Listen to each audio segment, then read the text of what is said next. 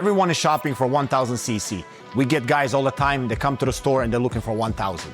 Now, I've bought hundreds and probably thousands of these. And today, I'm gonna show you 5 bikes that you should buy and some that you should not. And at the end, I'm gonna crown the winner. Now, I'm not a reviewer. I don't do review on bikes. I buy and sell bikes. And at the same time, I wanna make sure that you have a really good experience when you own a bike like this. But most importantly, is how will the exit be when you have to sell. So when we talk about experience, what makes a good experience when it comes to me is obviously having fun on the bike, riding the bike, making sure that it fits your personality and your needs. But at the same time, in the back of my mind, I wanna make sure I can sell this bike as easily as I just bought it. With that being said, the first bike that I always recommend, and it's a very safe bet, would be the newer GSX-R 1000. In my opinion, the GSX-R 1000 has always been a king, especially on the streets.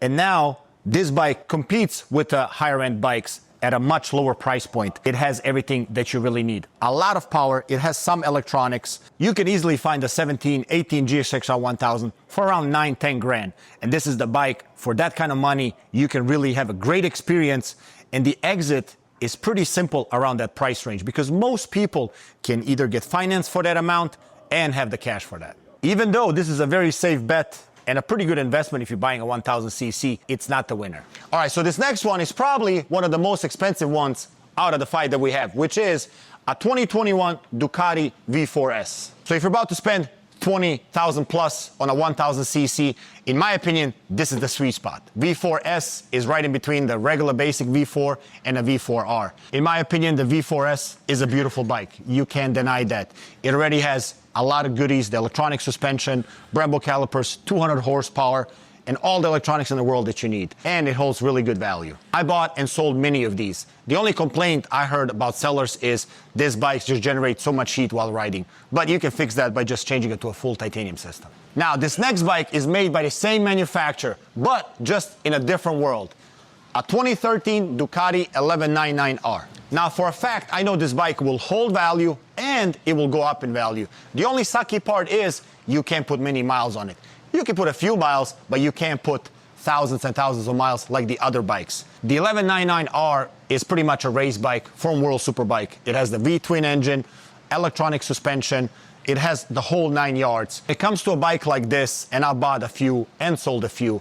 There's a specific buyer that's looking for a bike like this that either just wants it in their kitchen or just to have it on the weekend, sometimes to ride. That's why this bike is so rare, and there's a huge demand right now for these bikes, and I love to buy them. But neither of these bikes are the kings. Next bike is a bike that I actually like really a lot, but it can be very hard to sell. This is a 2021 Aprilia RSV4 Factory Edition. When it comes to the Aprilia, they're having a lot of success in MotoGP right now, and I think they built some crazy bikes. This bike is loaded with goodies. All the electronics that the Ducati has, it has the V4 engine, aerodynamics, and it has a higher price point as well as some of the 1000 cc's.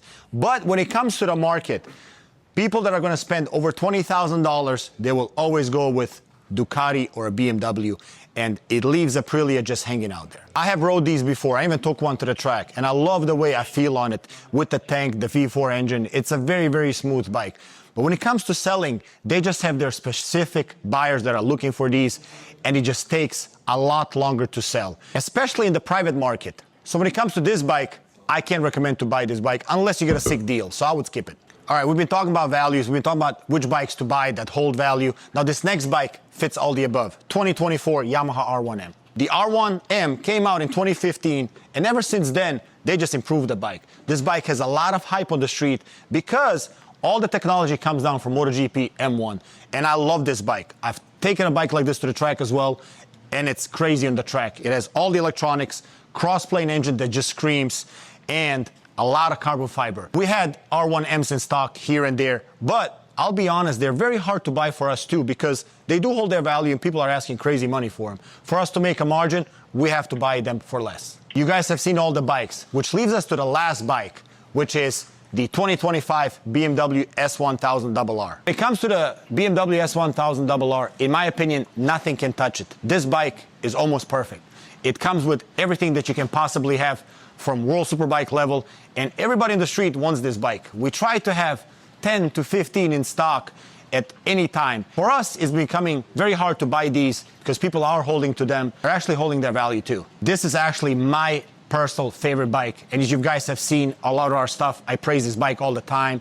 I rode this bike before, I have owned it, and I even took one to Mugello in Italy, and I rode for 3 days, and the bike was just on rails, man. This is the king. From price point, from the quality, from what you get for the money, from resale value, and just all the above. This is the bike that beats them all. So if you're ready to buy your 1000cc bike, but you wanna make sure you don't get screwed, just watch this video here.